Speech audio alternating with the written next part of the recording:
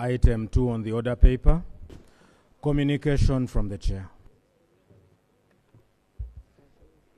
Honourable members, I welcome you to this afternoon sitting.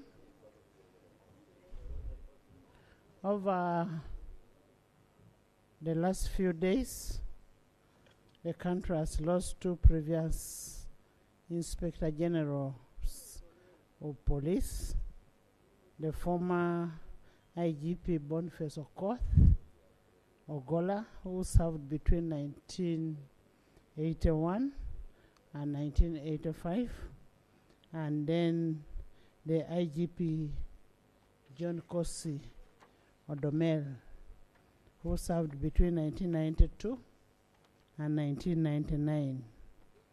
As a house, we shall pay tribute to them and our condolence to the bereaved families and to the people of Uganda for losing such gallant men. Additionally, in the spirit of Ubuntu, the Speaker of Senate of Republic of Kenya lost his dear father. That is Honorable Amson Jaffa Kingi, lost his father, Mzee Kingi. In our tradition and spirit of brotherhood and sisterhood, we condone with the family of our neighbor, of our colleague, and we pray for them to get comfort in this trying time when they have lost their loved one. May we rise and observe a moment of silence.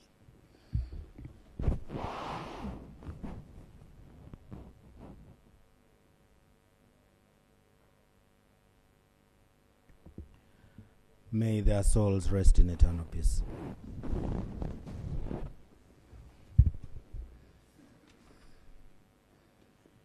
Honourable members have been notified by the government chief whip that the Minister of Defense and Veteran Affairs has an intention to withdraw the Uganda People's Defense Forces Amendment Bill 2024 pursuant to Rule 140 of the Rules of Procedure of Parliament. Accordingly, I will invoke Rule 25 of the Rules of Procedure to allow the Minister to withdraw the bill immediately after my communication. Thank you. I also have... No, that's okay. Thank you. Yes.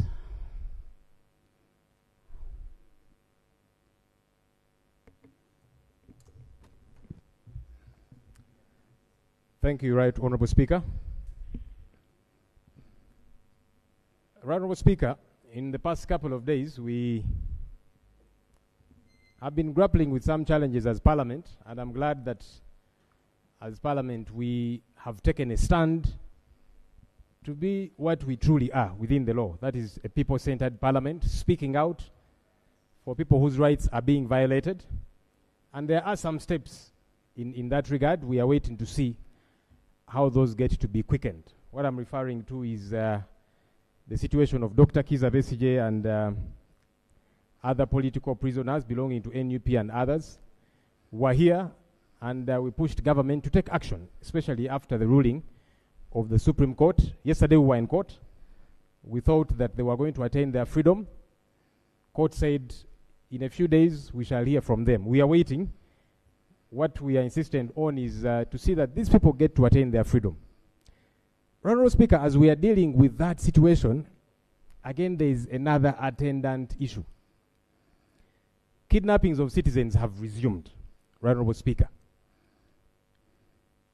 Honourable Speaker, as a party,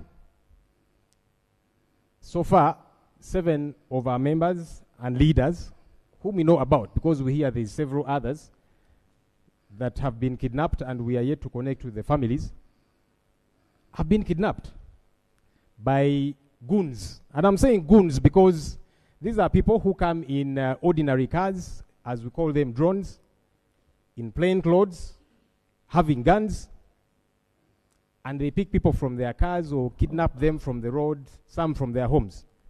So these are unidentifiable people. Can we use the word unidentified people than using the word goons? Because if they are goons, then why would the government really look on true issues of goons? Let's be polite enough for us to get a solution to this. Honorable Speaker. Because kidnap is not correct. It's not correct. So let's use a better word, a parliamentary word. Honorable Speaker, really, the reason I have used that word is because just like if people attack you in your home. Honorable Lob, let's use a parliamentary. Honorable Speaker, let me call them unidentifiable bandits because they are wielding guns. Yeah, but somebody who comes in plain clothes and they have a gun, they've not identified themselves. I'll not use the word goons, okay, but I'll use the word bandit. Because bandits are people who roam around with guns and you cannot identify them. If you find a police officer with a gun, that's different. If you find an army officer with a gun, that's different. It could be a CID operative in plain clothes and they identify themselves as such, that's different. But somebody who is wielding a gun, I honestly don't know. Maybe government will help us understand. So can you remove the word goons? I've replaced the word goons with unidentifiable bandits, especially because they are wielding guns. If government, right, Honorable Speaker, if government comes and owns up and says these are our police officers or security officers, I will come here and I'll withdraw that word and I'll say, okay, so government, since your people are the ones who kidnapped these fellows, where are they? And Honorable Speaker, that's the question I'm putting to government. Where are these people? Honorable Speaker, on Sunday. Honorable Senyonyi. Yes, right, Honorable Speaker. Leader of opposition. You're being generic. That people are being kidnapped. Which people are these? Can you give us the names for government to be able to make a follow-up that it was Seungu kidnapped from this place, Anita kidnapped from here, and that kind of thing? Thank you, Right Honorable Speaker. Given that I'm organized, I came very well prepared with the list, and I'm going to table them, Right Honorable Speaker. Number 1 is Chinobe Rashid. There is a clarification. No, I don't want the clarification. Madam Honorable colleague, I've not accepted. Clarification is supposed to be allowed. Let me finish. But I've not tabled yet. I have allowed a clarification on the previous submission. Maybe clarification to the Speaker. Me, I have not allowed. Yes. Please sit. Thank you, Madam Speaker. Based on what you've said, can also the Honorable Leader of Opposition try to tell us when these people were kidnapped, did their families actually report to police? Because that's the standard procedure. Possibly then government can take it on from there. Thank you so much, Madam Speaker. Now, what we do, honourable members, what we do, let the Leader of Opposition finish submitting, lay the document on paper. I don't know what is the source of the document. Lay it, so then we can ask him, have these people reported the matter to police? Thank you, Right Honorable Speaker. Let me table the names here with their pictures, by the way. Chinobe Rashid, who was abducted from Nansa and Awakiso. Chiimba Sharif from Mini Price. Nyanzi Fred Sentamu from Wandegea, that's the head of mobilization, NUP. Masi Walukamba, this is the head of the election management committee of NUP. Alex Rovans Rwanyaga is a member of the election management committee of NUP, was abducted from PG. Rahma Juma, a member of the NUP election management committee, also abducted from PG. Kayabula Eddy, also a member of the NUP election management committee, abducted from PG. I'm tabling their names and the pictures. Just a clarification. Which Nyanzi is that? Chairman? Chairman Nyanzi. Chairman Nyanzi. Yes, okay. Right Honorable Speaker. That's our chairman. Right Honorable Speaker, a colleague has asked, have these matters been reported to police? Honorable Speaker, yesterday, No, you're not. the families of these Honorable Lob, somebody is disturbing me here that whether I'm no. Chairman Nyansi was our chairman. He was a chairman of NRM for years in Kamocha. So that's why he got the name chairman. So he's still chairman. Yeah, and people do change party. I will not talk about the presiding officer. Let me proceed with the issue I was raising. Honorable Speaker, yesterday, the families of these people, together with our lawyers, went to police stations from all the areas where they were abducted from, here in Kampala and in PG, because a group of our election management committee members went to bury the mother of one of them in Rakai. On their way back, they were kidnapped from Lungala, Mpiji. Police, all those police stations, they said, we don't know what you're talking about. Honorable Speaker, today, the Uganda Police Force on its social media, its verified social media account, has put out a statement saying they are not the ones who arrested these people. Can government then account? Because if it is not government, then it's probably some rebel outfit within town. And government needs to tell us, are you no longer in charge? But as far as we are concerned, Honorable Speaker, of course it is government, because many people have been abducted in similar fashion, and they end up at the military court, and they end up wherever, in torture chambers and so on. Honorable Speaker, on Sunday, as I wrap up, on Sunday, government was celebrating the Janani Luwum Day. The Prime Minister led government officials, they were in Kitgum, to celebrate an incredible man who fought against injustice in this country. And government officials kept talking about how Idi Amin's regime was abducting people, it was evil, but you people are doing the same thing. The law prescribes how, if you want to arrest somebody, how you get to do that. Honorable Member. I don't know why government does not want to follow the law. Honorable We are not Lob. even saying that we are above the law. Lob. We are saying, if you want to arrest somebody. Lob, we have not confirmed who was abducted. I am going to give an order that I need a report on the people you've laid on table by Tuesday. You cannot start saying government has, first of all you said goons. Now you're saying government. Now we don't know who has arrested these people. So we will find out who has arrested these people, and then if it is a government, government will take responsibility. I thank you, Right Honorable Speaker. Honorable, the reason, and I just want to qualify why I am insistent on the fact that... And I am also saying you've brought your case. Leave it to us to investigate. Let me wrap up, Right Honorable Speaker. Honorable Speaker, I would like government to account for these people, because many others have been kidnapped in similar fashion, including members of this House, by the way, on the opposition side and the NRM side, in similar fashion. So government knows where these people are. Who was kidnapped from this House? The Honorable Paul Akamba. He's an NRM member of Parliament. He was granted bail by a high court in this country. And within court precincts, he was arrested, kidnapped actually, by similar gun-wielding men in plain clothes, and they took him in a drone. That's one of us. And we are here, Right Honorable Speaker, asking government, where is our member? There is an order. It's okay. Madam Speaker, I'm not so sure whether the Honorable Leader of Opposition is in order to keep putting, making allegation after another without any serious evidence against government. Even in your own statement, you are saying everything is unidentifiable. No one knows the goons, no one knows the bandits. Then you're heaping everything on government. I don't think you are in order to keep insinuating. Madam Speaker, I'm wondering whether I'm wondering whether the Honorable Speaker is in order. Listen to the order. Honorable Lob, you started very, very well. And it is a valid concern. Very valid. People cannot be kidnapped just like that. And we need to know who is kidnapping. What you should ask the government is, we want to know where these people are.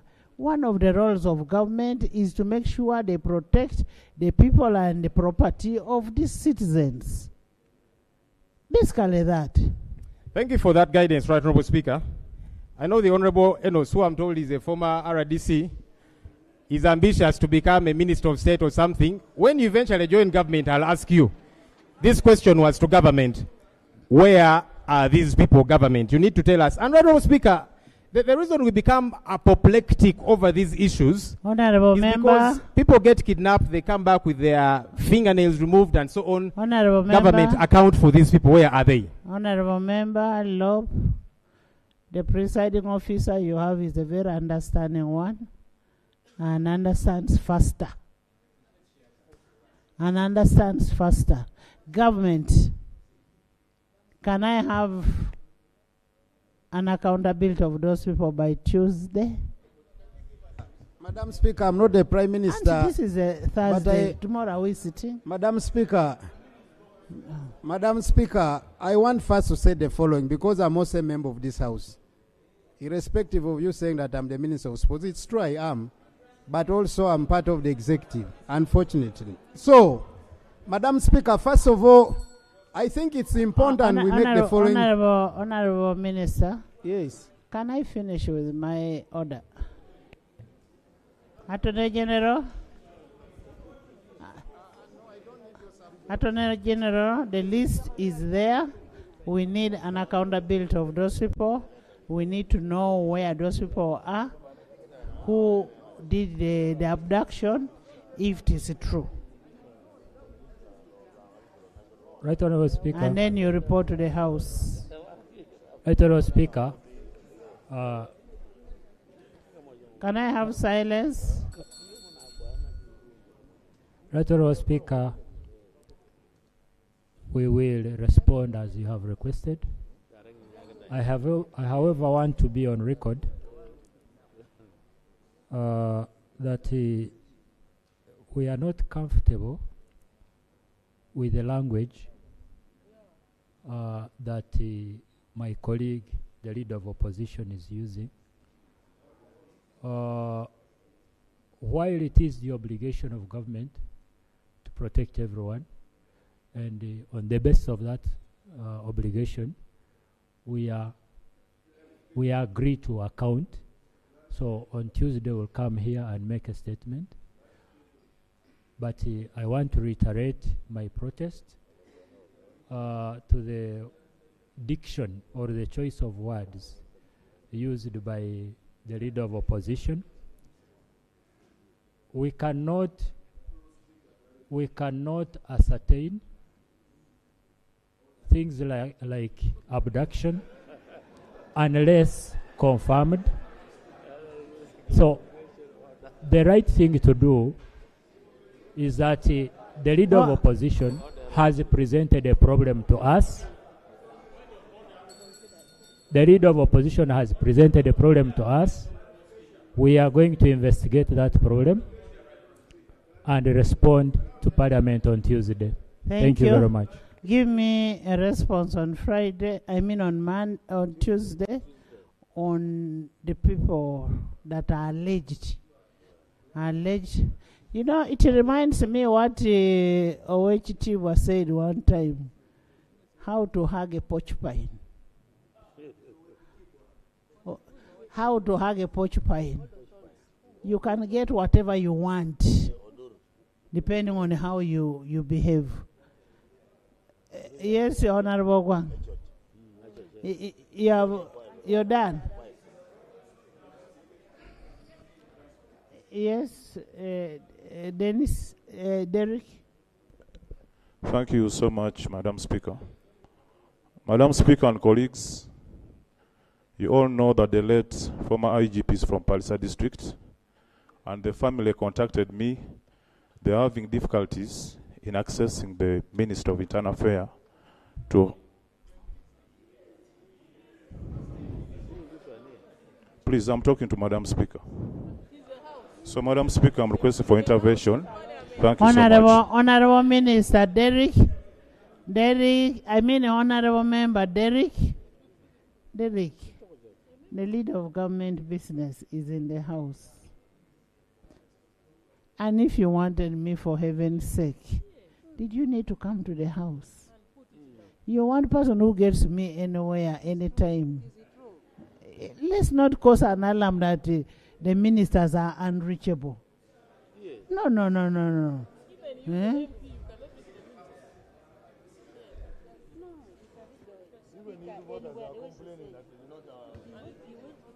Right Honorable Speaker and honorable members, yesterday I had an interaction with my brother, Honorable Rone. I think he has got this information today, and I promise that government will come in and assist.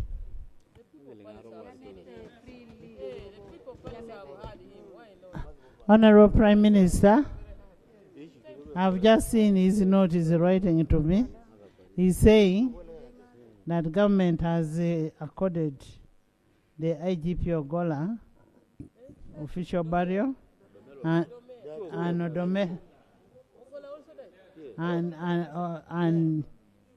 they are yet to find out what government is saying about Kosi.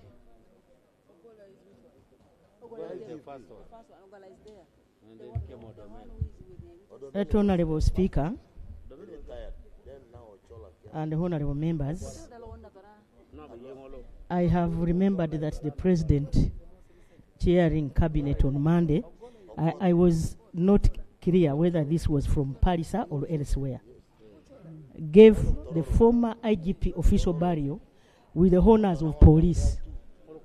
And you know, when they talk about the official burial, the two IGPs, there are two IGPs who have died. You're talking about the one of Busia, not Tororo. You're talking about the one of Tororo. Okay, members. Members, can I have an order? That is the fact that I was not aware of the second one. Now that the second one has also died, the first one was the other one. The first one was the other one. Right Honorable Speaker, I need your protection. Honorable members, I request for your please. protection. Yes. The fact is I was not aware of the second one. Right Honorable Speaker, our president is an understanding president. He will definitely accord him official burial, definitely. Thank you, thank you. Honorable members, in the public gallery this afternoon we have a delegation of honorable councillors and technical staff from Nyachera Town Council, Rohama East County in Tungamo. They are led by the mayor, Mr. Nyagwa Kenneth. You're most welcome. They are represented by Honorable Kamukama Benjamin and Honorable Kamatenti Jocelyn. Most welcome. Thank you for coming. They are here to observe proceedings. Procedure on under which rule? Which rule? Madam Speaker, thank you, Madam Speaker, and I'm happy we have the Prime Minister here. On several occasions, I've requested the government, through you, Madam Speaker, to bring a law here governing giving official burials to individuals in the country. That one is very serious. And you have just said, Madam Speaker, that we have a debate here. You can see what has happened now. One of the former IGPs is given official burial, but the Prime Minister, leader of government business, cannot make a decision in front of this house that that one have a same official burial, because he has to first seek permission from the Genome 7. So why don't we have a law that clearly specifies who is supposed to get official burial, so that when such an issue happens, you just address it and we go on officially? Honorable member, whether there is a law or no law, By the way, we have a law. We only need an amendment on that law. Now, some of these things are discretionary to the president. When the president makes a discretion and says, I want this kind of body, I want this kind of official battle, you will not say no. Next item. Minister of... next item. Motion for withdrawal of the Uganda People's Defense Forces Amendment Bill 2024. Yes, Atkins. Yes. Thank you very much, Madam Speaker. And I bring you feedback from our fellow citizens, especially for your kindness and national leadership that you displayed the last sitting. Madam Speaker,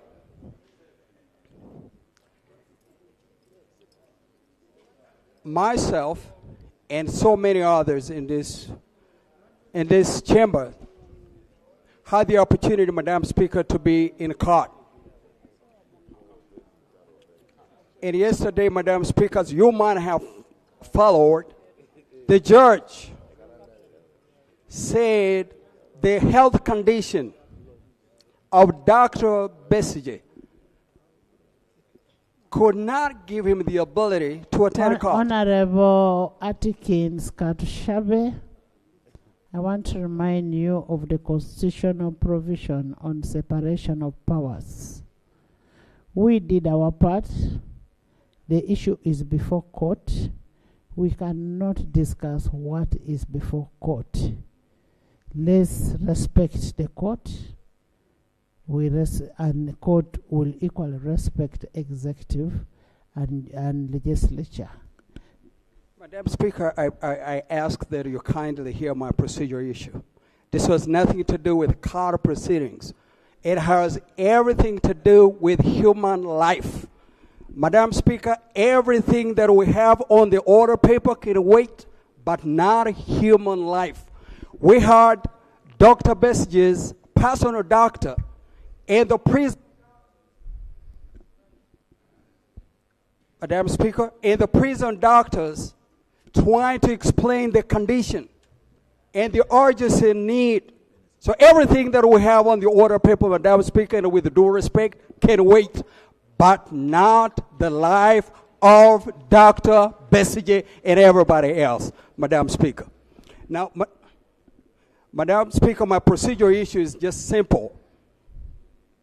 We are citizens, and we are leaders by the grace of God.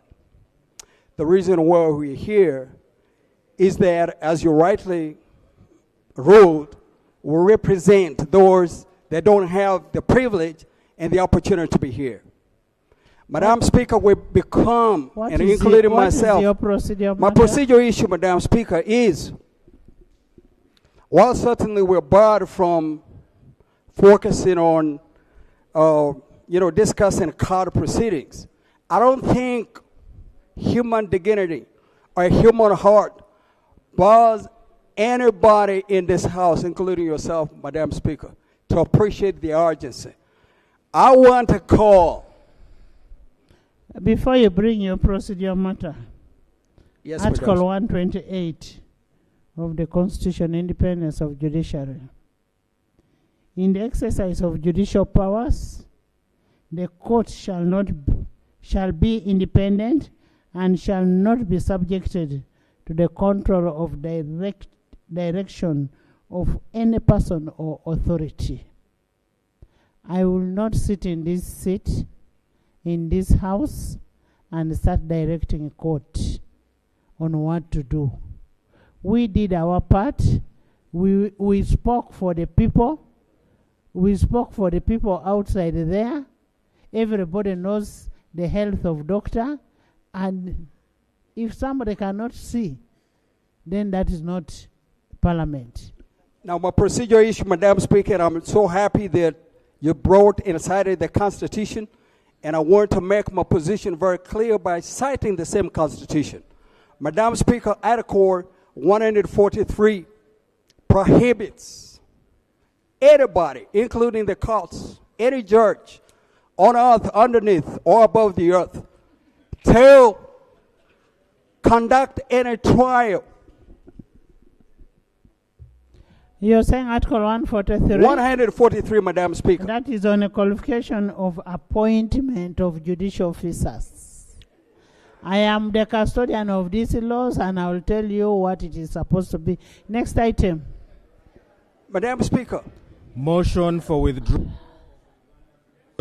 Defense Forces Honorable Amendment members Bill. don't seem to be more concerned about Dr. BESIGYE than other people. Dr. BESIGYE.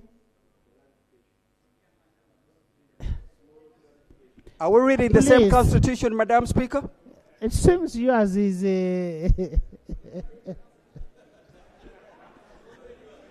Article 143. Let's first withdraw. Let's first have this. Let's first have this, then I will give you. Atkins, I will give you. I'll give you.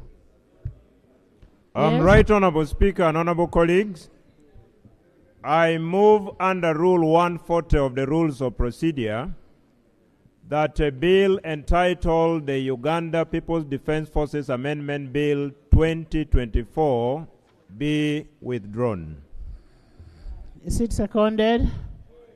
Seconded by the Leader of Government Business, by Honorable Rokia, Honorable David Bahati, Government Chief Whip, by Minister of Finance, by Vuru, by Honorable Gwang, by Honorable Alex, by Government, by Doug, by Minister of Public Service, by Minister of Luero, by the whole side, by Kabanda, by Omoding, by Margaret, Alebutong, Margaret, Ajuri,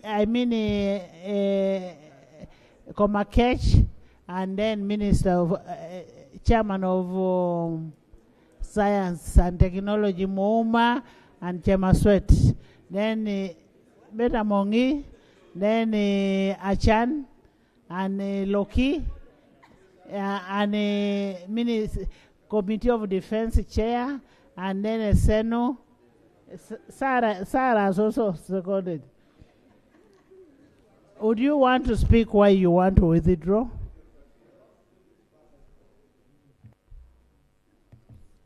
Right, Honorable Speaker, the withdrawal of the bill is primarily to enrich the bill and to ensure that we comply with the ruling of the Supreme Court of the Republic of Uganda. I beg to submit. Thank you. Honorable members, you heard what was in the ruling of the Supreme Court. The issue was who heads the court-martial, how are they appointed, who is a civilian, who is a military person, and are you allowed to appeal a decision that has been made by a court-martial? And those are things that I think Honorable Government Chief Whip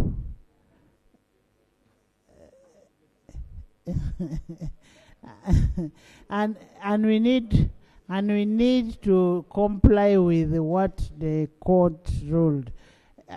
Don't tell me about Article 92. Don't.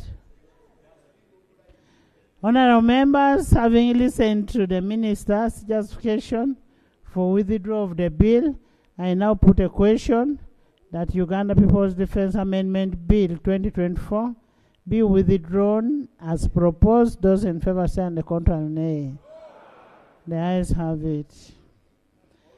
Honorable members, the UPDF Amendment Bill 2024 stands withdrawn, and as we await for the new bill, which is proposing that they want to bring a comprehensive bill on UPDF. Yes. Right, Honorable Speaker, our rules do allow withdrawal of a bill. I just want to caution government that in all that they are planning to do in the next couple of days, hopefully it will be in tandem with the Constitution. Article 92 provides that you cannot pass a law to defeat a court ruling. Now you're I am hoping that government is cognizant of that. Thank you. You're debating in anticipation. No, I was just cautioning them. My duty is to keep them in check. Thank you.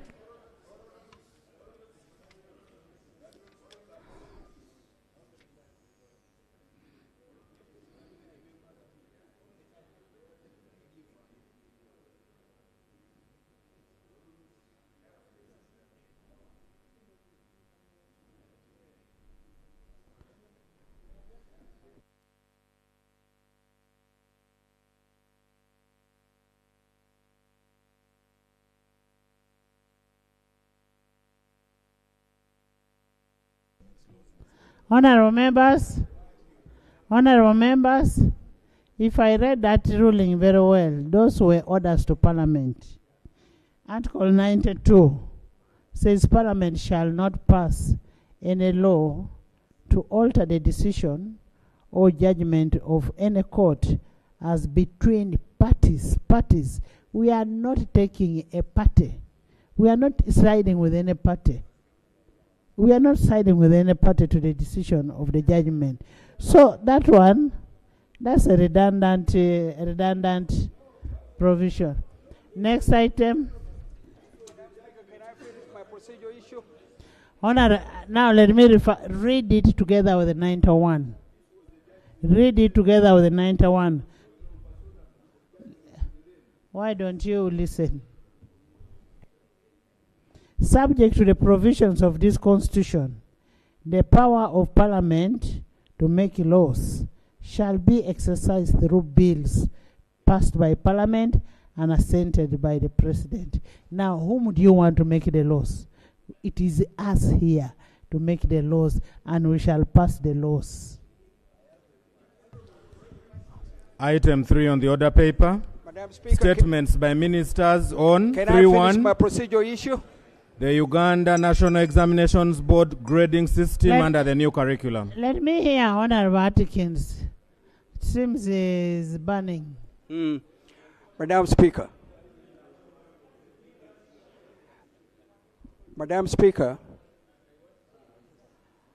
specifically Article 23(1) Presumption of innocence. Yes, Madam Speaker, prohibits any continued detention without an ongoing trial.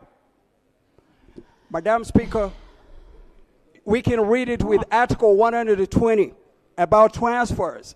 But Madam Speaker, January 31st, on Friday 2025, it was the Supreme Court of the land. The judgment, Madam Speaker, cannot be negotiated. Honorable Atkins, my very good friend, were you in the house the other day when we discussed that issue? Madam Speaker, I am asking, were you in the house when we discussed that issue? Madam Speaker, I was in the house. And if you're in the house, we cannot, yes. Madam Speaker, you asked my friend Atkins if he was in the house the other day. And he said yes. And I believe, and I'm sure that he was not. We can be vindicated by the electronic registration system. I am very sure that Atkins was not here when we were discussing this matter. And he's trying to reopen the debate. So I believe he's not in order. Order, Madam Speaker. Honorable members, can you have your seats? Have your seats. Honorable members,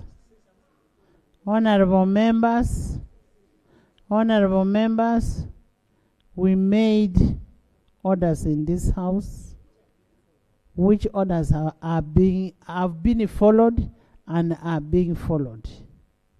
And I'm following very keenly. Very, very keenly.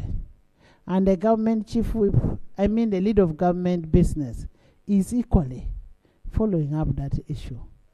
I don't want people to start thinking like they are more bereaved than others. No. I came out myself without any of you talking. You get it, eh? Next item. Madam Speaker, can I have this corrected? I am saying, please, next item. Item 3 on the order paper. Statements by ministers, 3-1. On the Uganda National Examinations Board grading system under the new curriculum. My rules still work. I'll throw you out of the house, Basa. Sit. You sit. Sit. Right Honorable Speaker and Honorable members, Right Honorable Speaker. You will recall that on Wednesday, 12th February, members raised concern about the Uganda National Examination Board grading system under the new curriculum. The presiding officer directed the Minister of Education and Sports to present a statement addressing the members' concern and the concern from the public and the misinformation that is outside there in the public. However, before the minister presents the statement, I wish to clarify the following. The new UNEB grading system under the competence-based curriculum has ushered in the change in reporting, grading, and certification of learners. 2, there has been a lot of misinformation and disinformation regarding the category of results issued for UCE. The ministry will clarify on how they categorize this and the implication on the results, where somebody gets results 1, that means a person has passed. If you get result 2, what happens next? The misinformation out there is that you go back to S1, which is not correct. So, Honorable Minister.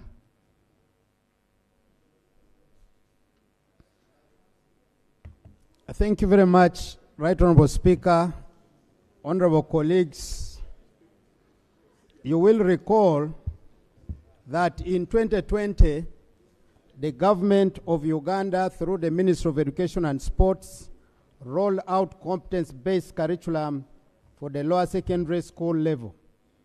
This presented a requirement for assessment reforms that introduced the new components of continuous assessment and project work on top of the existing end-of-cycle examination. Right Honorable Speaker and colleague, the shift from the old system of grading to the new system was warranted by the changes in the curriculum requirements. The previous system was based on content assessment, while the new system is based on competence-based assessment, established standards. The products of this curriculum are confident, can communicate better, have developed the skills to do research and projects in various areas, and can apply the required knowledge, skills, and attitudes in real life situation, rather than just memorizing information for examination. It also focuses on measuring practical proficiency and the ability to solve problems rather than simply recalling facts. Right Honorable Speaker and colleagues, on 11th February 2024, the Ministry of Education and Sports released results for 2 sets of the 2024 Uganda Certificate of Education examinations. These were A, the transitional examinations and examinations for the first cohort of the lower secondary school curriculum which is competence-based. Under this new curriculum, the reporting of achievements levels has changed from the STEIN system, a method of scaling test scores on a 9-point standard scale of 1 to 9. Distinctions, credit, pass, and fail, used in the previous content-based curriculum to letter grades A, B, C, and E. The achievement levels for each subject is arrived at from scores generated from the continuous assessment of competencies from school level, that is, through continuous assessment, and the scores from competence assessed in the final end of the examination cycle. Right Honorable Speaker and colleagues, the new lower secondary curriculum is competence-based. It focuses on what a learner can do by applying acquired knowledge and skills to solve real-world problems. This has necessitated the changes in its assessment. The new assessment comes with a change in the reporting, grading, and certification.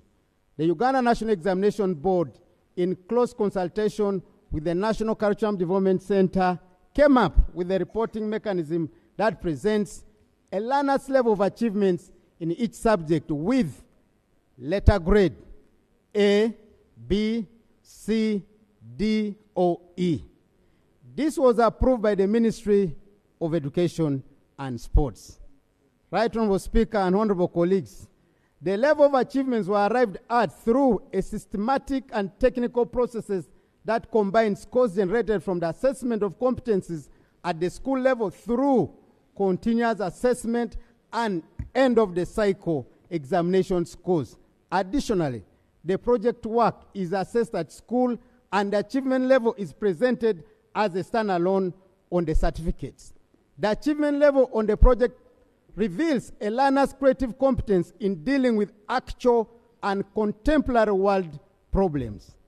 Right Honorable Speaker and colleagues, the overall score is constituted by the achievements at school level, which is 20%, and end of the examination scores, which are 80%.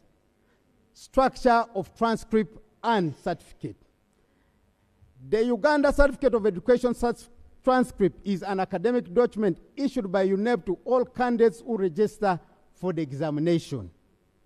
The key features on the transcript include the level of achievement in each subject represented by letter grades A, B, C, D, and E, as illustrated below. Madam Speaker, I expected my statement would have been uploaded so that colleagues would have seen it on, or it is in the iPad.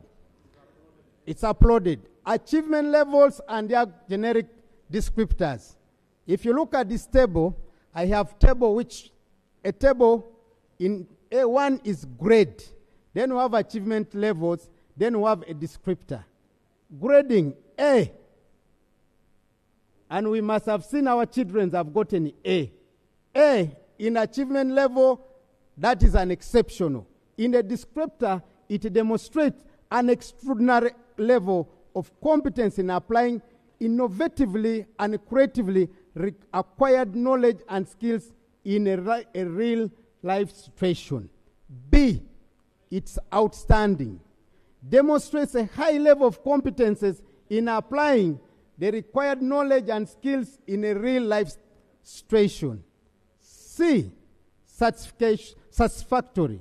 Demonstrates an adequate level of competence in applying the required knowledge and skills in a real life situation.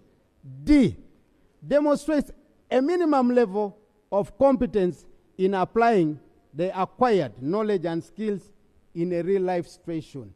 E, elementary, demonstrates below the basic level of competence in applying the acquired knowledge and skills in a life cycle. B, conditions for certification under the competence-based assessment. Right Honorable Speaker and colleagues, a candidate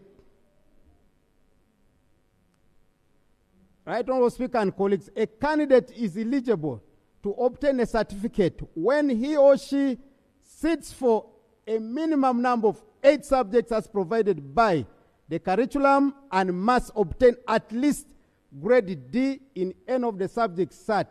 This is what is referred to as result 1. 2. A candidate who sat for less than 8 subjects or did not sit compulsory subject or did not have continuous assessment scores or project work scores are not eligible for a certificate. This is what is referred as result 2. Note, for the academic year 2024, all the candidates had continuous assessment scores as submitted by the respective schools. 3.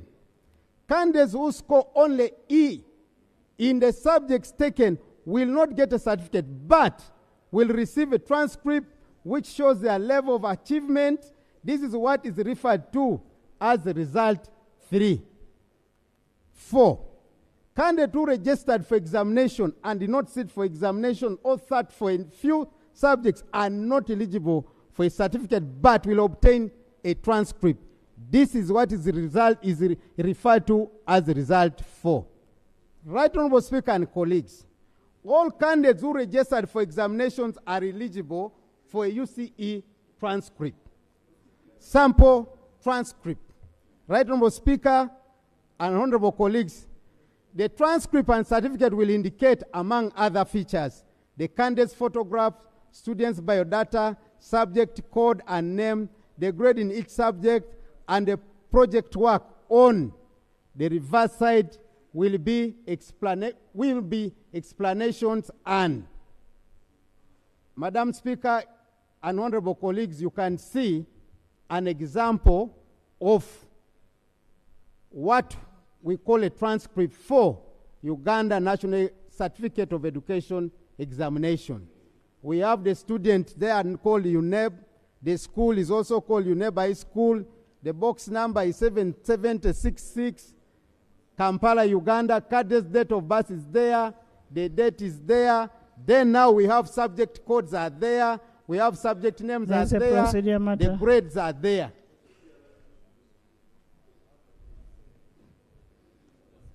Right Honourable Speaker, I thank you. Right Honourable Speaker, the rules of this House require that you as presiding officer, you ensure that every MP is seated comfortably. Those with the specific challenges, you make provisions.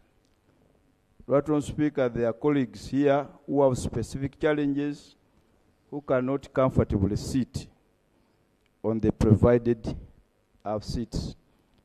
And you have always made some special cases here. My colleague Nambozi is just standing here. I also have challenges with mine. I have to sit in a relatively more spacious place. Here we are, seated with difficulty. Right Honourable Speaker, are we proceeding well when some of us are actually under difficult challenges in the sitting arrangement? Right Honourable Speaker, are we proceeding well?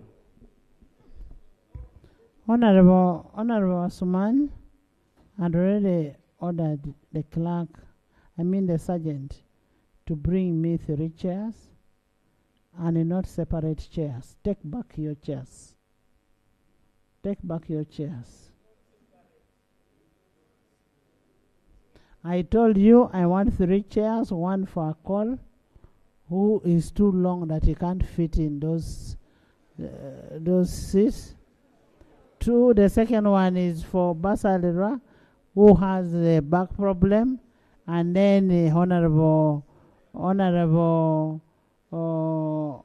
Madam Teacher.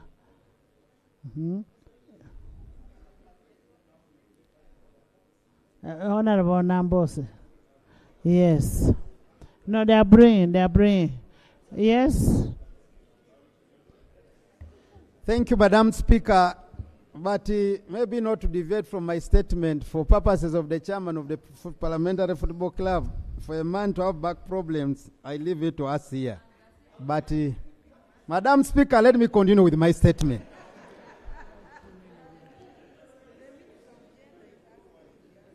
And I've been told that the Minister of Gender is asking if he has a wife or wives. But that is not my purpose why I'm here. Let me proceed with my statement. Madam Speaker, I was illustrating, showing members a transcript for the Uganda Certificate of Education examinations. And you can see from the screen there that we have what we call a subject code.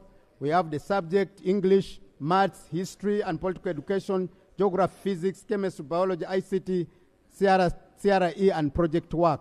If you look at the grades in the candidate of UNEB, A, B, C, they are there. The scores are all there. Let me go now to the descriptors, the samples are shown below.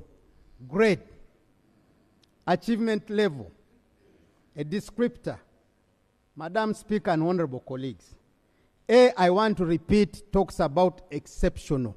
If your kid has scored A, under the descriptors, it demonstrates that that child has an extra level of competency by applying innovatively and creatively required knowledge and skills in a real lifetime. Why are we insisting on acquired knowledge and skills? This is the main purpose of the new curriculum of the competence-based. And I know it will be able to take us some time, but I want to say this is the best world we can now be for purpose of education. Number 2, B, outstanding, demonstrates a high level of competency by applying the acquired knowledge and skills in a real life situation. C, satisfactory, demonstrates an adequate level of competency by applying the required knowledge and skills in a real life situation. D, basic, demonstrates a minimum level of competence in applying the acquired knowledge and skills in a real life situation. E, elementary, demonstrates below the basic level of competence in applying the acquired knowledge and skills in a real life situation. My colleague from Bale, if I'm correct, is telling me is a failure. And I want to confirm that's a fact. So important to note, the subject grade was computed from continuous assessment at end of the cycle scores. 2, the transcript is not a certificate. Any errors detected, of course, must be reported to Uganda National Examination Board immediately. UNEB, to remind us, reserves the right to correct the information given on the transcript, which will be confirmed by the issuance of a certificate. Then explanation notes, results 1, candidates who qualify to get a certificate. Result 2, candidates who did not fulfill the conditions for award of a certificate. Result 3, candidates candidates who do not meet the minimum level of achievements and in all subjects. Candidate 4, candidates who were absent. Madam Speaker and honorable colleagues, I also want to give this information to the August House. The Senior 5 selection criteria. The computerized system at Uganda National Examination Board will provide the selection list for Senior 5 as has always been the case, and this will be a basis for admission and placement. Conclusion. I wish to thank the Right Honorable Speaker and honorable colleagues for giving the Minister of Education and Sports an opportunity to clarify issues regarding reforms in the assessment of candidates under the new lower secondary curriculum.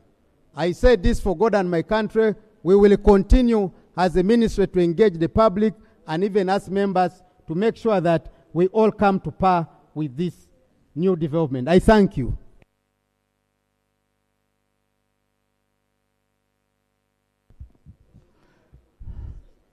Yes, there's a procedural matter, then Shadow. Thank you very much, Madam Speaker, and I want to thank my honorable brother and Minister for Education. Madam Speaker,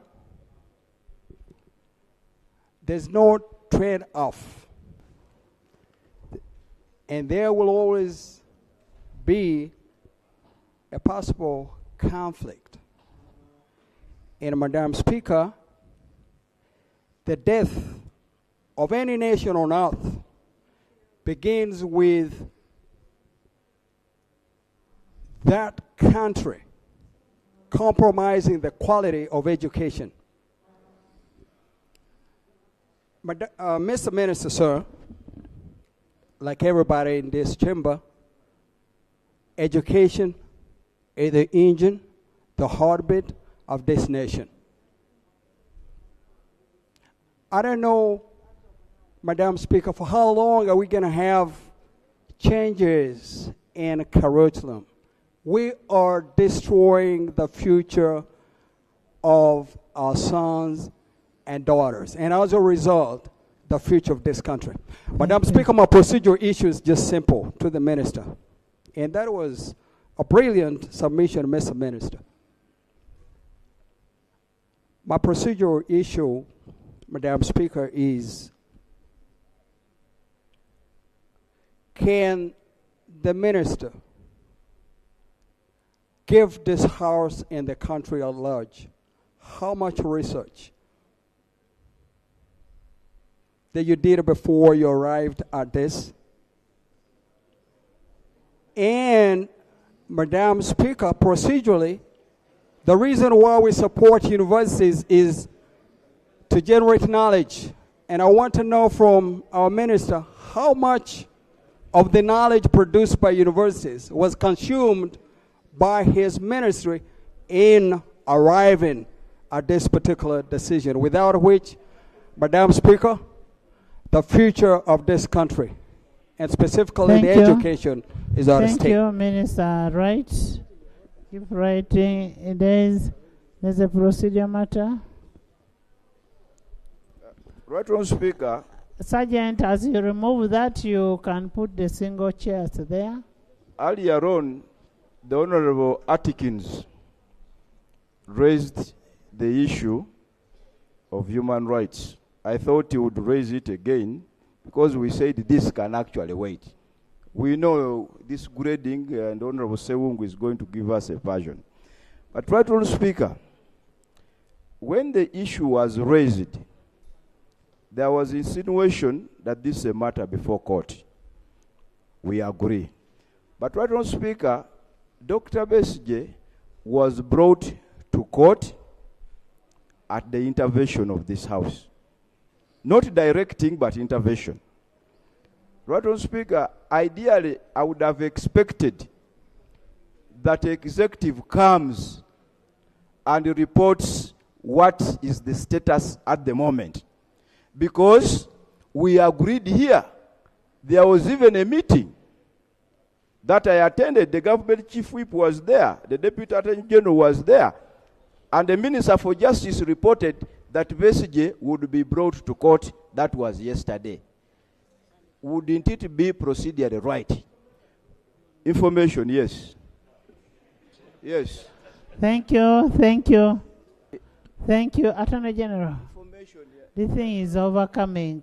Can you just give us information? No. Right, Honorable Speaker. Honorable Asmani's prayer is that we brief the House on the status of the matter that is in a court regarding the matter that the Honorable Minister of Education has presented. If given the right opportunity, Right Honorable Speaker, on Tuesday will be in position to respond. Regarding Dr. BESIGYE?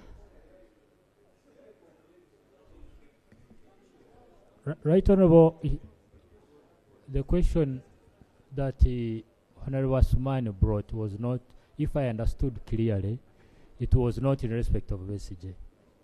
Right, maybe he can clarify. Right on, Speaker. In this House here, we agreed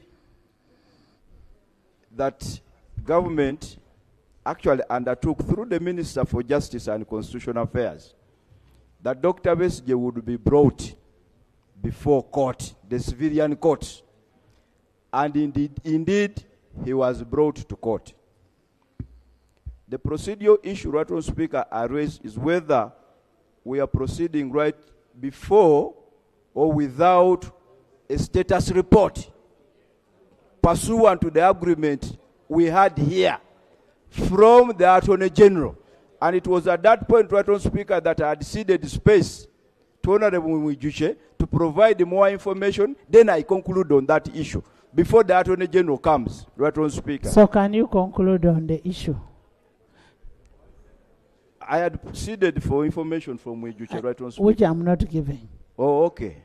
Now that you are not giving it, Right Honourable Speaker, which is your discretion, which we respect, Learned Attorney General, since there were commitments and undertakings made on the floor, wouldn't it be better for you to come and update this House on the status report or progress of the commitments and undertakings that we took without necessarily delving into the merits of the case? Right Honourable Speaker, in the past few weeks, our honourable colleagues across the aisle have been pressing and demanding that Dr. Besigye be produced in court. Civilian courts. On behalf of government, we have time and again committed to meet all the requirements as stated by the Supreme Court. Pursuant to your ruling the other day, the Honourable Minister of Justice and Constitutional Affairs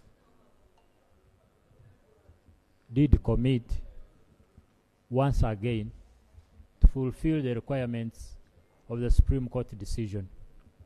And indeed, yesterday, the Honourable Dr. KIIZA Besigye was produced before Justice Dr. Singiza, and I believe the prayer that my colleagues across the aisle had always been pressing for was that Besigye be produced before a civilian court. That was done yesterday. And for now, that's what I can report. Because the processes are still ongoing, I need not delve into what may be considered to be sub judice. Thank you. Order. Procedure. Procedure. Procedure. You know,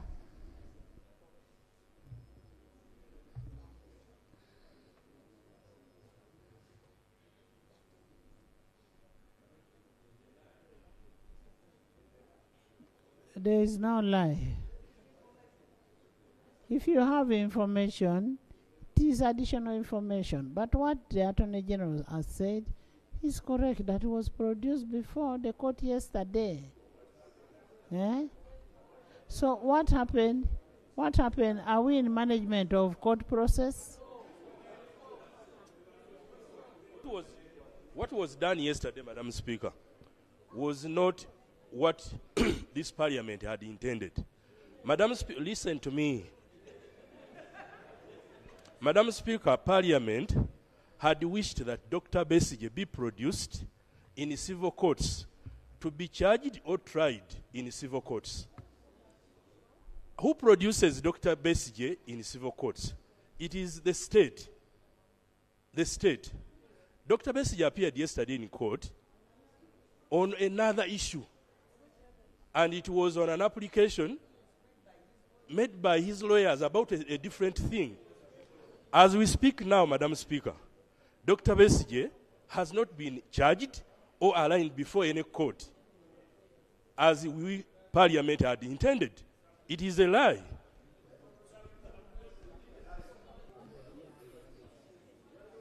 Honorable Prime Minister,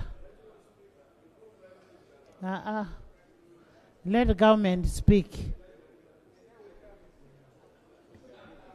Right Honourable Speaker and Honourable Members. Article 128 is very clear. Use your constitution, or use your iPad. Article 128 is very clear. The independence of the courts, and so we cannot order court to do anything. Honorable Seungu. Honorable Seungu. Shadow Minister. Shadow Minister of Education. Honorable members. Honorable members. If you feel court is not doing enough, court is very near. Let's walk to court and ask the judge, why are you not doing what you're supposed to do? Yes. Madam Speaker, with your permission, I want to thank you for what you did the other day. You did great when you allowed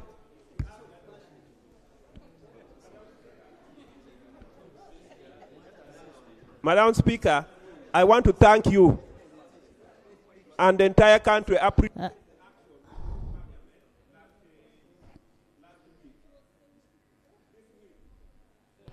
Maybe you have information from just a minute before you come in.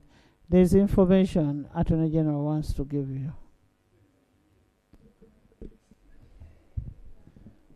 Perhaps to add to my earlier statement, it was a requirement of the court that a number of files be transferred. The files that were originally before the court martial be transferred to a civil court. To DPP. Yes. Right Honourable Speaker, I wish to report to the House that the transfer has been done. Now, I humbly request that you allow the technical people look through the files and advise on the next step of action. Order. Thank you. Order. Mojiche.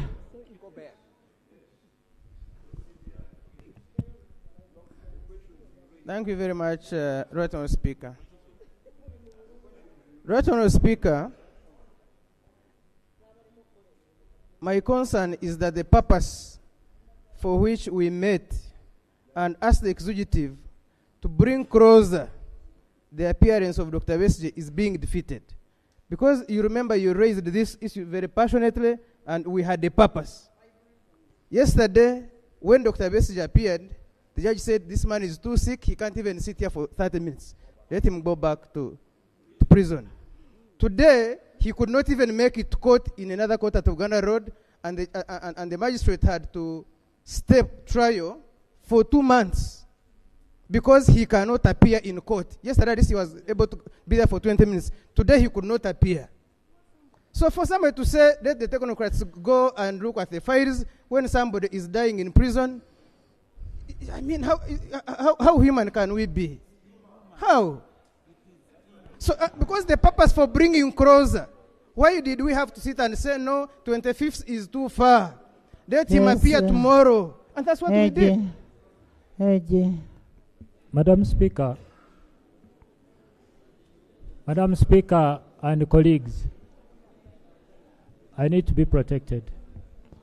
Honourable members, permit me to clarify to my honourable colleagues, Mwijucha and others. Once files are transferred to the DPP, the files have to be perused.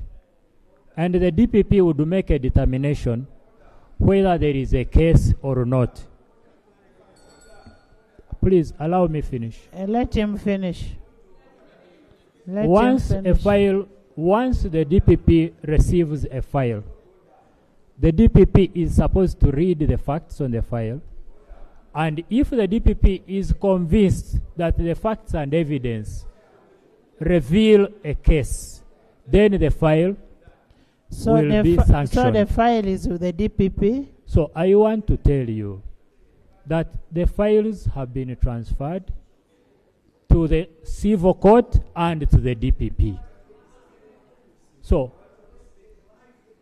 I humbly request that you await the determination of the technical people. Right on, on the Speaker. matter. Right on, Speaker.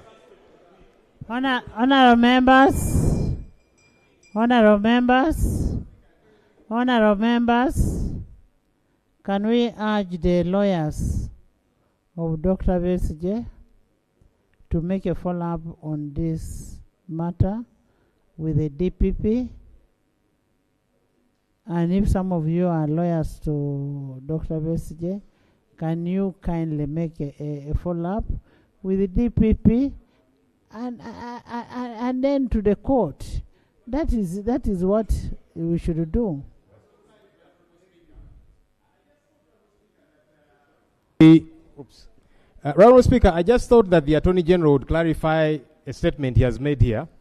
He has said that files have been transferred and they are with technical people.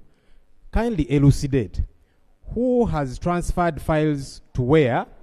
At what point does the DPP come in? Because you see, the DPP, according to our constitution, for those of you that don't know, the DPP is meant to operate independently.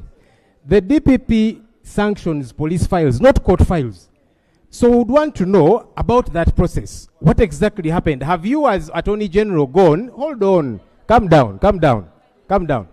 Have you as Attorney General gone and ordered the DPP here sanction these files? Because that's important. It's a matter of the law and a matter of the constitution. How is the DPP coming into this situation? Or did you just say you got these files from this court and you took them to a court registrar and said, schedule these ones? Please elucidate on that issue.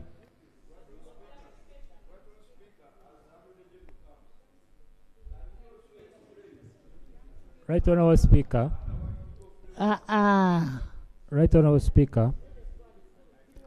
The Supreme Court ordered that the files be transferred to the civilian court. The other day, on Tuesday when we were here, the Right Honourable Speaker made an order to the Minister of Justice and Constitutional Affairs, the Minister of Internal Affairs, and myself as the Deputy Attorney General to go and see Honorable to members, please listen. To go and see to it that the transfer is done. We went and immediately returned here. The Minister of Justice reported to this House that the transfer processes were ongoing.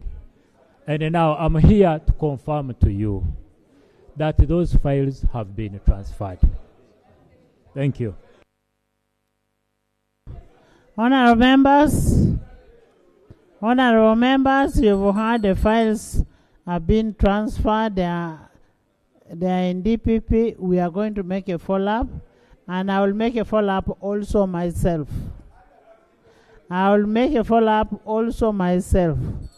Next item. Item 3.2, statement by Minister on weather patterns in Uganda. Honorable members, I gave you time. You diverted the debate.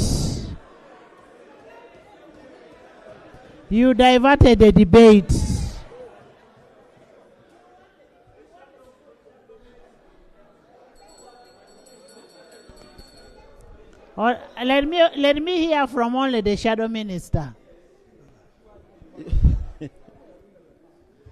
Thank you, Madam Speaker. And Madam Speaker, in the first place, I want to thank the Government Chief Whip, Honorable Hamson Oboa, for the practice you developed since you took up office. Because when you raise our matters here, you write to relevant ministers and you give us copies of what you have written to them. And I want to affirm that I got the letter as you wrote in regard to the matter I raised here. Madam Speaker, let me thank the Minister of Education for attempting to respond to this issue. But I am seeking for your indulgence that if you could permit this shadow minister, our side, to prepare a very to respond to the minister's statement carefully. Because, Madam Speaker, I want to first quote briefly, as you allow me. You want to write a response. You don't need to quote. Bring a response and we debate two of them. Madam Speaker, I just want to give justification. No. A brief justification. Bring a response in written and we shall discuss both of them. Next item. Most obliged, Madam Speaker. Bring a response. You have not given us the date. Tuesday? Tuesday. Item 3.2, statement by Minister on weather patterns in Uganda. Honorable members, as you may have observed, many parts of this country is experiencing unfavorable weather conditions or patterns which may affect various livelihoods. Pursuant to Rule 52 of the Rules of Procedure, I now invite the Minister of Water and Environment to present a statement to that effect. Honorable Minister of Water.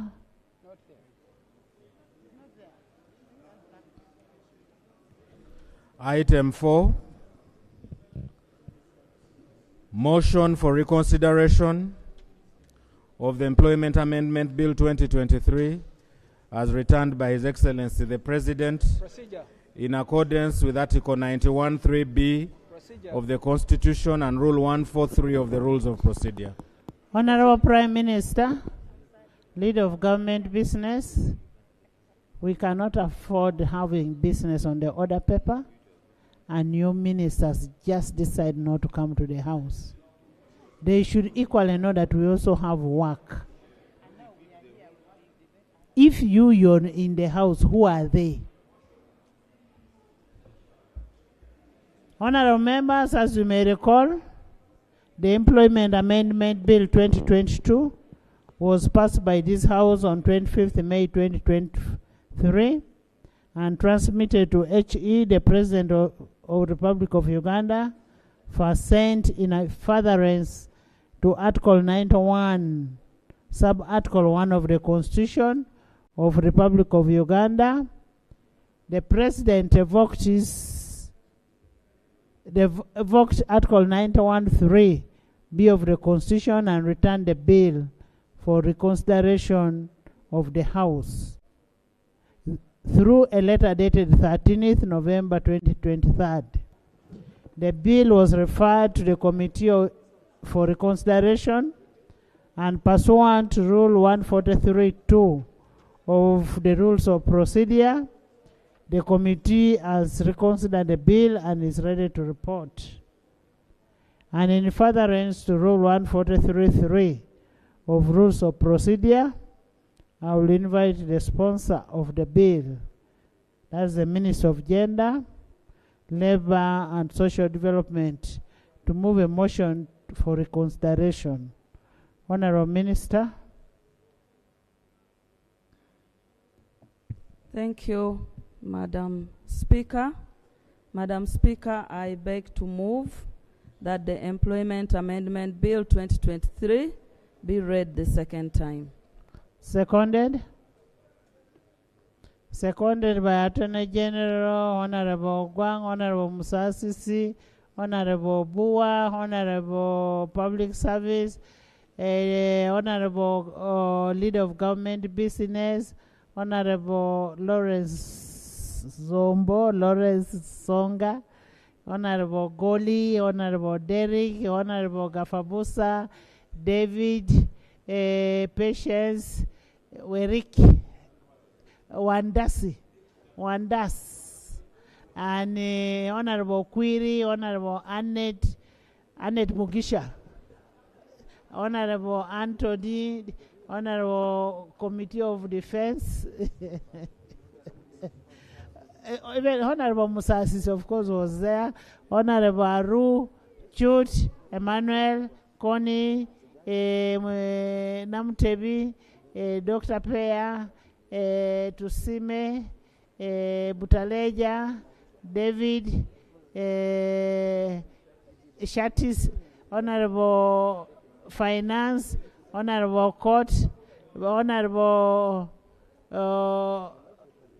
Amos, the Karachuna Lokwang, and Afidra, Avuru,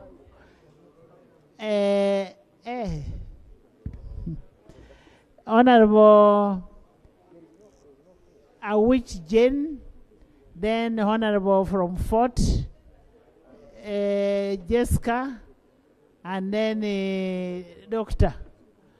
And my lecturer, Choma. Daisy. Kunihira. Agnes. Then Atima. Yes. Would you love to speak to your motion? Justification? Thank you, Madam Speaker. Madam Speaker, His Excellency the President wrote to you on 13th November 2023, pursuant to his power under Article 93(3)(b) of the Constitution, and returned for further consideration about 4 of the clauses in the Employment Amendment Bill. The first issue is on the definition. On the definition, His Excellency the President would like us to reconsider the word arbitration and adjudication. Adjudication is a legal word that is majorly used by judicial officers, and His Excellency the President felt that we should remove the word adjudication, because here we were saying labor officers under the Act are the first court of instance for labor-related disputes between the employer and employees. So the 2 words that we had given for purpose of power of the labor officer is to adjudicate and arbitrate. And the President is saying the power of adjudication should remain with judicial officers, and we retain the power of arbitration with the labor officers. That's the first issue that His Excellency the President feels that we narrow the power only to arbitration. The second issue is the issue of casualization of workers. In the bill, Section 6, which proposed 34A2, was providing that when a casual worker works with an employer for 6 months, it becomes mandatory for his employment terms to be transitioned or converted from a casual labor to a permanent, without any condition, without any assessment, without any criteria. And His Excellency the President gave example that in Karoma Hydropower, we had over 5,000 casual workers, and those positions were not anywhere in the structure of the hydropower plant construction.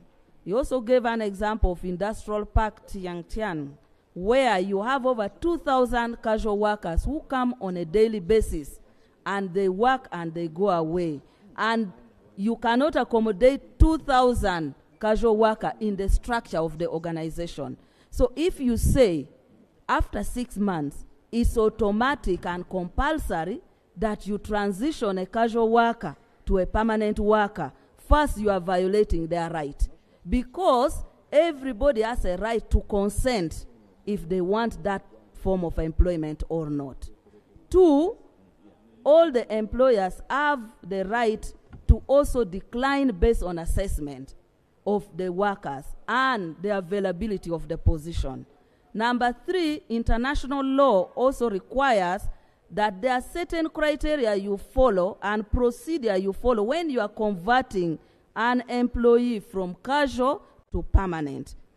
Therefore, His Excellency the President guided that we should delete the provision that makes it compulsory that immediately 6 months lapses, the person compulsorily becomes a permanent employee. The other issue which His Excellency returned is the definition of foreign recruitment agency. In the bill which was sent to him, we were defining foreign recruitment agency to be an agency that has been accredited by Ministry of Gender, Labor and Social Development. However, under the international law, the Ministry of Gender does not have jurisdiction to go and accredit a foreign agency in another country. We cannot go to UAE or Qatar or Saudi Arabia or London and accredit a foreign recruitment agency. So His Excellency the President guided that return it and make it that the accreditation be done by the Uganda mission responsible in that particular country, so that the employees here and the companies here can link with our embassy that has vetted and accredited those foreign employment agency. So those are the areas and those are the rationale for returning of the bill. Now that the minister has almost given everything, would you summarize, Chair? This is a returned bill.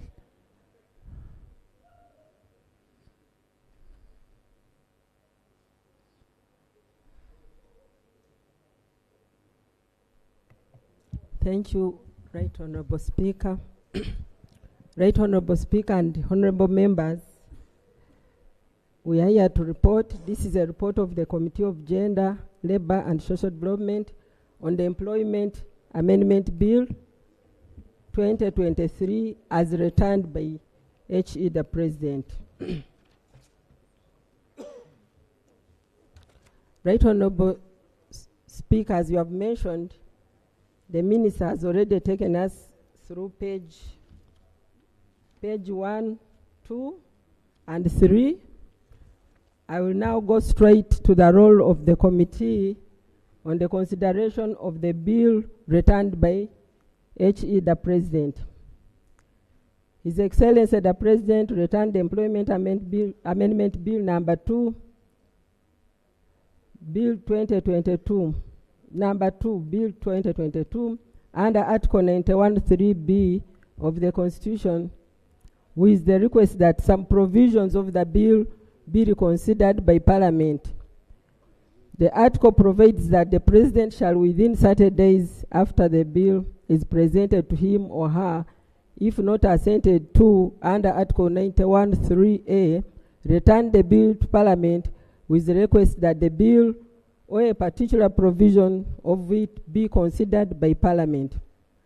Article 91(4) of the Constitution provides that where a bill has been returned to Parliament, Parliament is required to reconsider the bill. Chair, could I ask something? Do you have a point of departure with a letter of the President? Yes, Right Honorable Speaker. On which clause?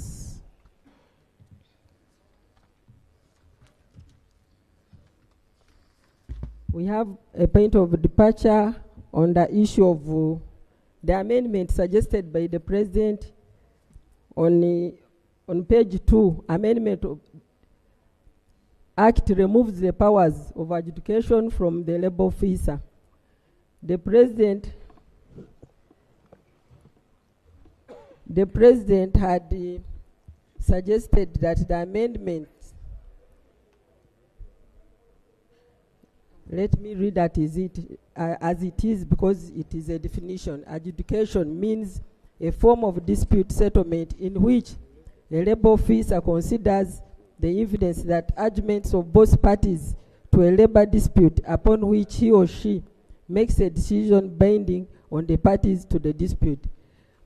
We have amended to remove the part of binding because it violates the right of appeal. That is, it is an improvement on what the HE suggested. Then on the issue, you've done what? In the proposal from HE, It was, he was suggesting that the decision of the labor officer should be binding to both parties. But we are saying it can't be binding because there is an option of an appeal. So it will be violating the right of individuals to appeal. That is the only part we have dropped. No, it can be binding, but where one party does not feel contented, then you can go to court. But it was the way it was being captured in a definition. It say because we are making a definition. Let's first sort out that. Right, Honourable Speaker, the problem started with the word adjudication, which ordinarily means hearing a dispute inter parties and making judgment, because judgment comes from adjudication. Now, and once judgment is passed, legally it is binding. And yet in this case, you are using a labor officer as an arbitrator. So His Excellency, the President's position is that the adjudicator should be an arbitrator, so that his decision is not binding on the parties. That's why the chair and the committee are proposing the removal of the word binding. The parties are at liberty to either agree or seek redress in a higher court. And yourself? I'm in agreement with the proposal, removing the word binding. Okay.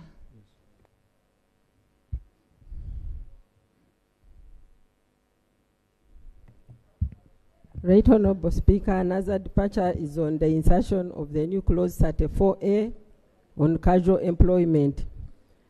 According to His Excellency the President, maintaining 34A2, which proposes that a person working as a casual employee continuously for more than 6 months is deemed to have entered a contract of service, will attract legal obligations on the part of the employer and that had not been anticipated and are more likely to increase unemployment, as employers will shun persons willing to be employed.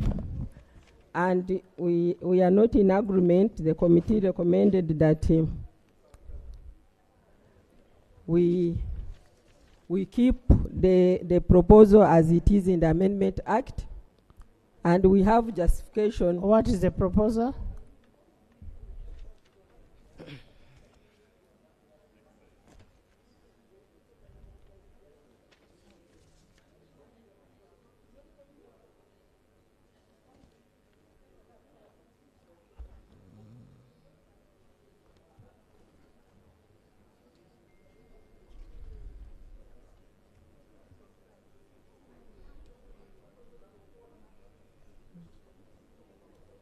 Right, Honourable Speaker, allow me to read it from the Amendment Act.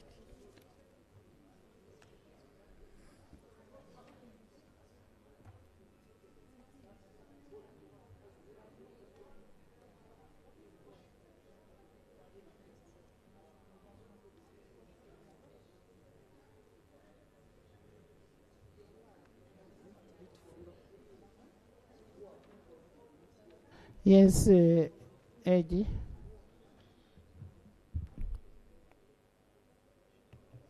Right, Honourable Speaker, this is 34A, casual employment, as per the Amendment Act that was passed by Parliament. A person shall not employ another person as a casual employee for a continuous period exceeding 6 months. Where a person employs another person as a casual employee for a period exceeding 6 months, the person shall, at the expiry of the 6 months, be deemed to have entered into a contract of service with the casual employee. That's what we had suggested. That is what was there.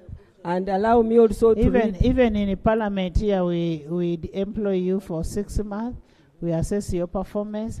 After the 6 months, we can give you for 2.5 years. How can you say that? Yes, that's very dangerous. let's first hear from Attorney General. Madam Speaker, I want to emphasize the position of His Excellency the President on this. For us to sit here and say a casual laborer who works for you for a period exceeding 6 months automatically gains a contract of service. One, this would be a contradiction from the definition of a casual employee under the law. A casual employee is defined as a person who works on a daily or hourly basis where payment of wages is due at the completion of each day of work. Now you are saying you have 5,000 employees because your target is that you want to finish this work within 6 months. But beyond that, you are saying they automatically now become as if they have gained a contract. Now, it is wrong. And in addition to being wrong, it is also going to scare away investors. Or even you yourselves, you will start to think twice before employing someone. Or what you will do is that after they serve for the 5th month, you fire them. So it will kill job security. So I humbly pray that this 34A be dropped. Honorable Ekanya. Madam Speaker, our rule of handling bills that is referred by the President is clear. Normally, once the committee has established the areas of dissent and agreed, the committee reports the House, indicating the area they have agreed, and then the House only now looks at those areas of dissent. Now that those issues have been harmonized, Madam Speaker, isn't it proper that we move to committee? Because, Madam Speaker, some of us have very serious matter that you guided on Tuesday. These issues of life of Colonel Dr. KIIZA BESIGYE, you gave directives, and there were 5 areas that you gave directive, Madam Speaker. And we want to thank you, Madam Speaker, that on Tuesday you dedicated hours and you raised important issues. And even the House was suspended. Madam Speaker, the people of Uganda took that decision that took us very, very serious. You suspended the House for 15 minutes. The Prime Minister, the Minister of Justice went out, and this issue was handled very well. Madam Speaker, we want to seek for your intelligence further, that the same spirit that you guided the House on Tuesday, that the Prime Minister, the Attorney General, really goes out to engage to ensure that medical service is provided to Dr. Colonel KIIZA BESIGYE so that we save his life, Madam Speaker. I beg for your intelligence. Thank you, Prime Minister. I will make a follow-up on the issue of the life of Dr. BESIGYE. Please do that with Attorney General. But he also raises a pertinent issue that will go to committee stage, since you have only 2 issues of dissent.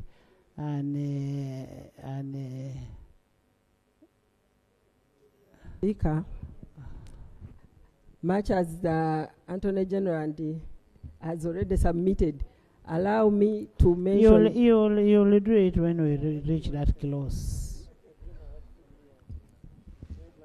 I wanted to bring out the justification why the committee... You'll do it when you reach that clause. Is that motion seconded that we go to committee stage?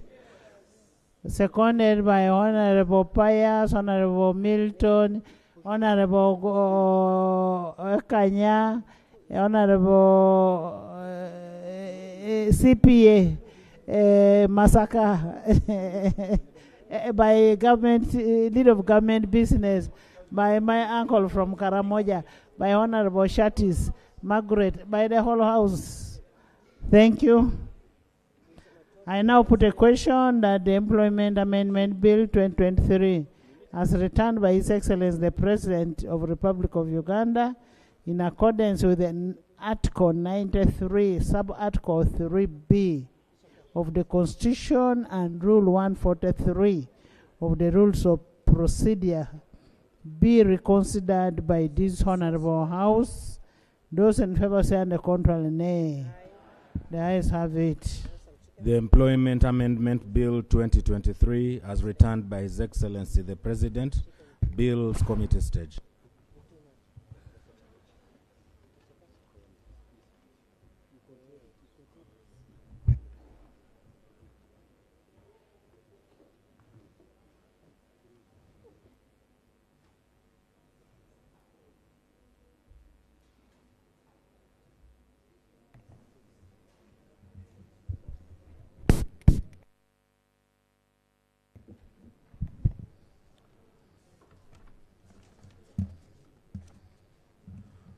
Clause 1. Chair. Honorable Chair, Clause 1 interpretation. Clause 1 is amended A by inserting the following new definition in its appropriate alphabetical order. Adjudication means a form of dispute settlement in which a labor officer considers the evidence and arguments of both parties to a labor dispute upon which he or she makes a decision. B, by substituting paragraph E, the following. A foreign recruitment agency means a legal entity registered under the laws of the country other than Uganda, which is accredited by Uganda Mission Abroad and licensed by the ministry to recruit Ugandans to work abroad. Justification. The amendment is in alignment with the President's proposal to reinstate the power of adjudication to labor officers and to define the word in the context of the Act. To ensure that the foreign recruitment agency has legal recognition in the laws of its country. The proposal is in line with the current practice where foreign recruitment agencies are being accredited by Uganda missions abroad. To ensure that the definition of foreign recruitment agency, that it's an agency accredited to recruit migrant workers abroad in accordance with Regulation 7 of the Employment Recruitment of Uganda Migrant Workers, Regulation 2021, which requires a person that intends to transact recruitment business has a license issued by the ministry. To ensure that Uganda migrant workers are lawfully recruited to work abroad, to ensure that the Line Ministry remains involved in issues of foreign recruitment agency, since it is the one mandated with the regulatory recruitment of labor business, regulation of recruitment of labor business under the Employment Act Cap 226. Thank you. Honorable Chair, I concur. Thank you, AJ.